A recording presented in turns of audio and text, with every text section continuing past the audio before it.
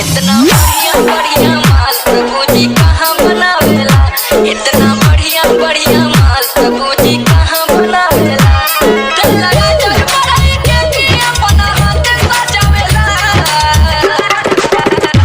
इतना cutie cutie इतना टोरा माल प्रभु जी कहाँ बनावेला। इतना बढ़िया बढ़िया माल भगवान कहाँ बनावेला।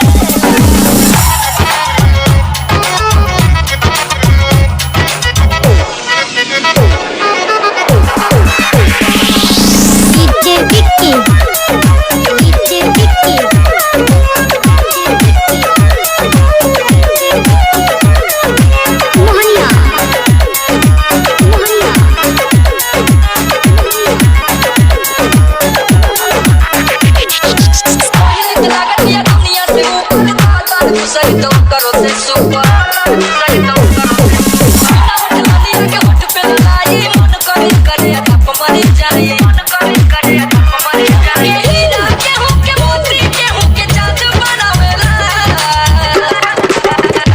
इतना शिल्पी शिल्पी इतना ब्यूटी ब्यूटी माल प्रभु जी कहाँ बनावेला।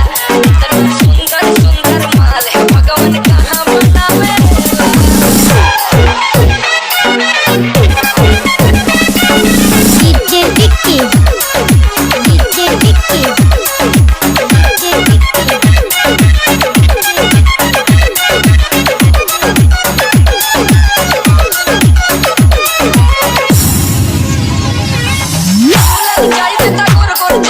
कुछ कुछ करे जैसे दूधवा का रबड़ी।